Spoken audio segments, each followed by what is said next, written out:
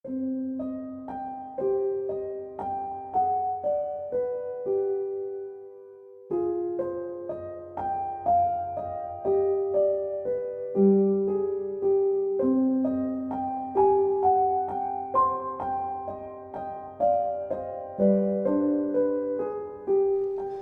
selamat malam, kembali lagi di Kumis Podcast bersama gua Aldan.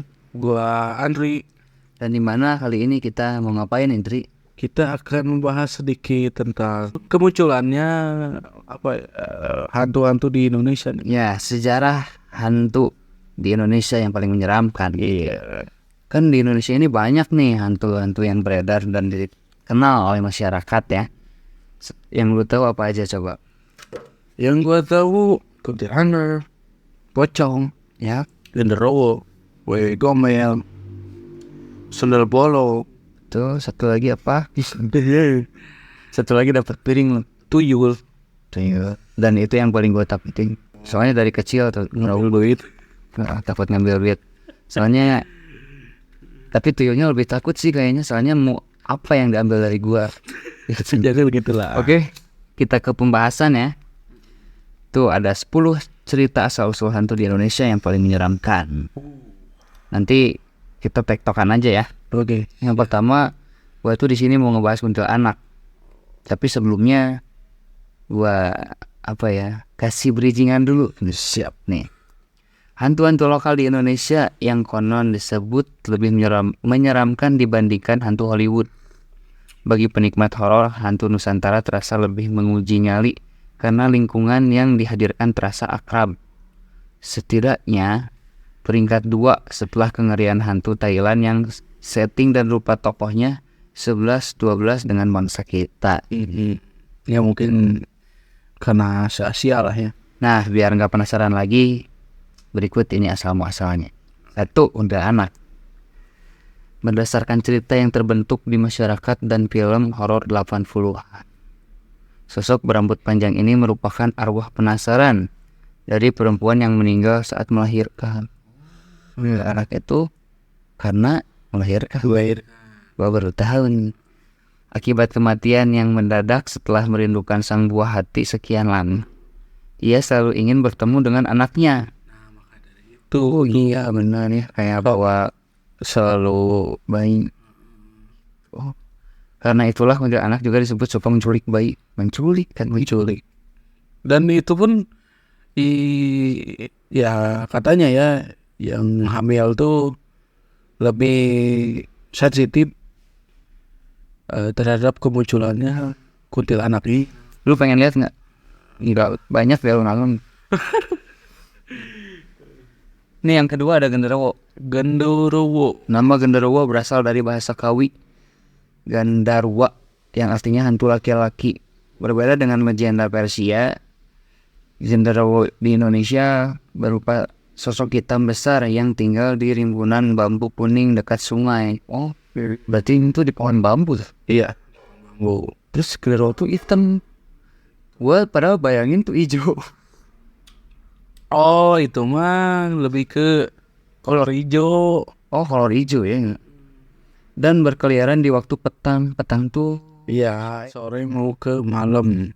hantu ini kerap menjadi alasan para orang tua agar tidak anaknya keluyuran menjelang maghrib. Oh genderuwo tuh maghrib. Ya dulu gua kalau waktu kecil tuh kulit ketincak. Iya. Oh, yang dibilang orang tua tuh. Ya, Kulit ketincak, terus wewe gombel juga. gombel waktu anak-anak jarang lah dengar genderuwo ya. Gue tahu genderuwo tuh udah agak gedean, gue tahu genderuwo. Terus tapi ini gua nggak tahu nih genderuwo tuh karena apa ya? Ya berarti ini mah lebih ke Ya, jin sosok yang pria ini. menyerupai. Siluman lah pokoknya. Nice, mungkin seperti itu. Yang ketiga pocong. Lu boleh lah, dua aja. Oke. Gue takut tuh lihat gambarnya. Iya, gila serem banget anjir. Oke, yang ketiga pocong nih. Meski tampak sulit bergerak karena tangan dan kakinya terikat, pocong menjadi salah satu hantu yang paling menyeramkan. Konon, arwah ini gentayangan akibat tali pocong yang belum dilepas ketika ia dikubur. Pocong yang termasuk hantu yang sering terlibat di film-film horor Indonesia. Ya katanya seperti itu. Jadi dia tuh ingin meminta bantuan karena pengen lepas dari dunia ini. Jadi Ya, pengen ke alamnya katanya gitu. Jadi meminta untuk dilepaskan ikat talinya iya, yang berada di atas kepala gitu kan. iya, betul. Tapi kan minta tolong juga nggak segitunya lah. Ya, pasti serem lah. Serem sih. Tapi kalau lu misalkan ketemu sama pocong, lu bakal ngelakuin nggak? Ngelakuin apa? Ya, buka tali pocongnya. Wah, mana bisa, gue pasti udah kabur duluan. Ya juga sih.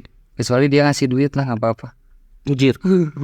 Gila anjir, hantu kalah sama duit. Oke, yang keempat nih. Nah, tuyul anjir, lihat gambarnya gini amat anjir. Jelek banget. Dalam kisahnya tuyul digambarkan sebagai sosok anak kecil botak. Pinipin badan. Yang dimanfaatkan orang dalam pesugihan untuk mencuri uang. Oh, berarti berawal dari pesugihannya itu Maya. Meski Kiriman berarti tuh Yung. dia ngakak anjing. Meski berukuran mini dan kriminal. Jing, mini dan kriminal itu seperti apa ya? Tuyul Seperti si Padlik gak sih? Tuyul tetap membuat orang bergidik karena mulut yang konon berbentuk vertikal. Vertikal tuh kayak gimana ya, lebih ke Apa coba itu yang tahu di kolom komentar ya? iya apa tuh vertikal tuh. Nih ya kelima nih. Nah, Ini banyak banget berarti ya sosok-sosok di Indonesia tuh. dia banyak. Sekarang apa yang keenam? Yang kelima. Kelima Sundel Bolong nih. Ya kalau Sundel Bolong sih lebih ke Minta sate. ya dari film horor 80-an yang diperankan Susana. Kita mengenal sosok Sundel Bolong ini kan. Hantu ini perwujudan dari arwah penasaran perempuan yang melahirkan secara tidak lazim melalui punggung. Melahirkan? Secara tidak lazim. Kok bisa ya? Iya, yang lu nonton nggak film Sundel Bolong yang diperankan Susana? Nonton waktu kecil, mana gua inget. Ya gitu kan, Awalnya nggak nonton gua. posisinya jadi sebagai wanita biasalah yang cantik, hamil, terus melahirkannya tuh Tidak lazim. tidak lazim. Jadi yang harusnya kan diperutkan ke depan, ini ke belakang. Nah, Gila.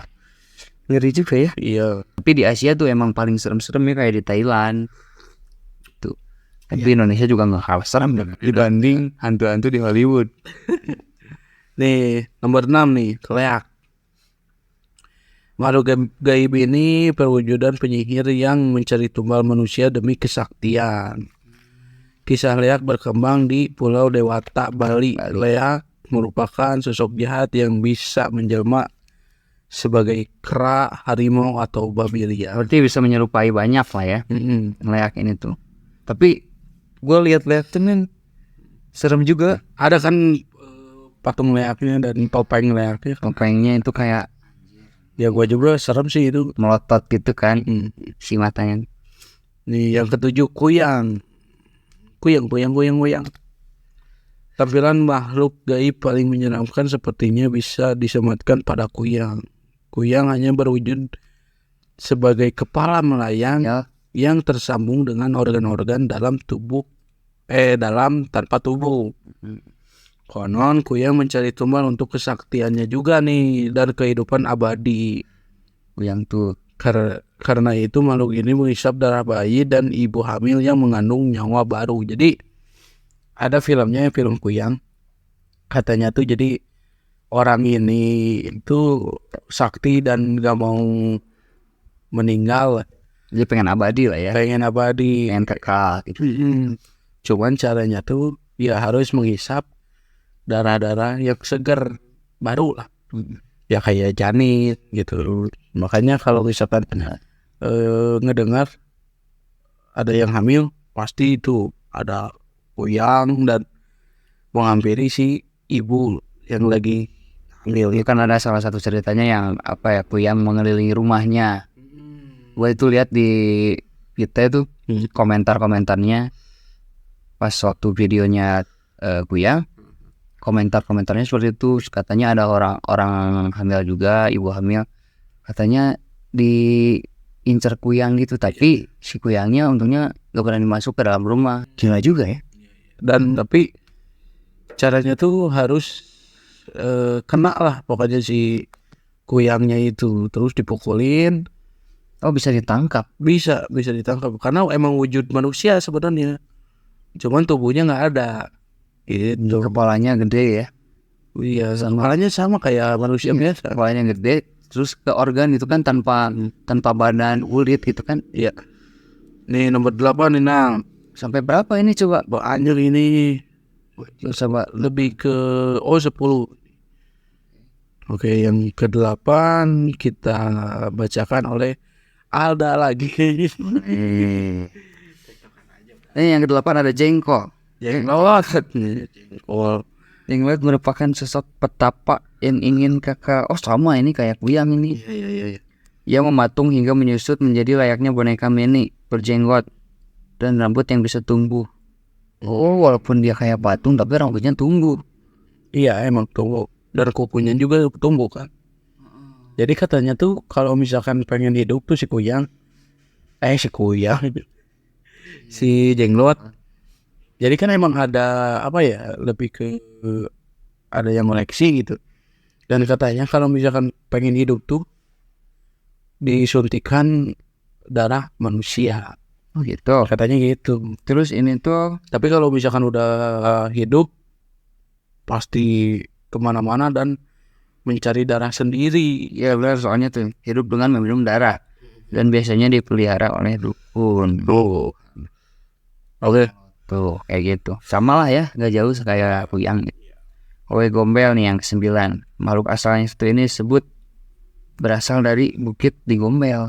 Oh, asal muasalnya di Bukit Gombel di Semarang. Oh, Semarang. Gitu, Jawa. Oh iya sih, yang gua dengar Semarang tuh lebih ke mistis-mistisnya tuh dapat banget lah, kental banget.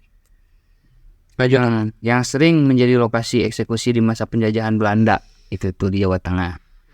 Sosok Owe Gombel berupa nenek berambut putih panjang dengan payudara panjang dan suka menculik anak kecil. Oh, payudaranya gede, Panjang, bukan gede. oh, Kayud lah. bau gitu ya. Dan suka menculik anak kecil. Tapi ini kenapa ya pengen menculik anak kecil, sama kayak kuntilanak mungkin? Enggak, iya sama kayak kuntilanak. Jadi kayak Pengen ngasuh model. pengen ngasuh, jadi Suka dengan anak kecil. suka anak kecil. Dan itu tuh menyusui anaknya gitu, anak kecil yang diculiknya itu. Katanya gitu sih. Ingin ada teman juga ya, gemes mungkin. Nah ini yang terakhir kita tutup dengan suster ngesot. Serem nih gambarnya, gua slide dulu. Bisa dikatakan hantu satu ini merupakan sosok yang paling modern di antara hantu lain. Gimana, ada fitur apa nih sampai modern gitu? Katanya face charging. Dalam mod. Suster ngesot merupakan arwah penasaran seorang perawat yang diperkosa dan dibunuh. Wah, tragis ini. Dengan terlebih dulu dimutilasi kakinya. Dibuntungin sehingga tidak bisa berdiri. Jadi dia mengesot. Pantesan ngesot. Ya itu ternyata asal Misalnya ya. Soalnya rata-rata tuh kita dengar sosok-sosok di hantu di Indonesia, tapi kita nggak tahu awalnya gimana gitu. Ternyata kisah hantu-hantu Nusantara sebagian besar mengandung kisah pilu. Ya betul sekali. Ya tragis banget lah. Diperkosa terus dimutilasi bagian kakinya doang. Dan ini nih ada penutupan yang sedikit agak menggemaskan. Pada dasarnya mereka semua hanya jin yang kreatif dan hobi cosplay untuk menakuti manusia. Gila banget ini. Cosplay anjir. Tapi iya sih katanya ya. Apa ya? Itu tuh jin-jin yang menyerupai doang gitu. Ya percaya tidak percaya pasti berbeda sebenarnya kan, setiap apa yang dilihat oleh orang itu. Ada yang bayangan, ada yang benar pocong, tergantung pemikirannya mungkin. Karena itu Jangan sampai lengah dan jangan biarkan pikiranmu dirasuki oleh mereka. Iya, betul kan. Tapi gini nah, berarti kesimpulannya adalah menurut gua ya, penampakan yang direkam, yang terekam oleh kamera itu bisa jadi editan lah ya. Karena kan yang membentukkan sosok jin itu pemikiran kita yang tidak ada hubungannya dengan kamera. Menurut gua ya, tapi menurut lu gimana tentang penampakan Pasti yang tertangkap oleh kamera ya jelas. ya gua sih di sini hanya berprinsip sebenarnya sih kayak mau editan mau enggak apa yang dilihat orang, gimana nyeritanya dia bener enggaknya gitu kan. Gue tetap percaya tidak percaya gitu. Jadi gue simpulin yang penting gue menghormati mereka. Menghargai lah, bukan menghormati juga. Ada yang nyerita seperti itu ya sama gue dengar gitu. Oh iya menghargai. Terus untuk masalah sosoknya ya gue tetap menghormati juga. Kendala jadi ya mungkin mereka ada tapi gue nggak tahu itu sebenarnya kayak gimana. Gue percaya itu. Ya katanya sih kalau menurut gua ya benar kata lu. Jadi kalau misalkan lu ketakutan hal apa, jin pasti menyerupai hal yang lu takutkan Sesuai pemikiran lu gitu. sesuai pemikiran lu. Kayak gua kan takut kecoa. Ya mungkin jin ini berbentuk kecoa mah. Kalau misalkan takut mertua Ya berbentuk kecoa. oke mungkin itulah ya 10 sosok Pembahasan. ya di Indonesia ini yang tidak kalah menyeramkan dengan hantu-hantu Hollywood ya. Ya. Bangga lah Indonesia. Oke mungkin hanya itu saja pembahasannya. Tadi kesimpulannya sudah diberikan dan selebihnya dikembalikan lagi kepada pemikiran kalian masing-masing. Kita tutup aja Dri. Oke, mungkin segitu saja dari pembahasan kali ini dan di episode ini. Kami Kumis Podcast undur diri. Saya Andri. Aura Tunggu kami di episode berikutnya. berikutnya.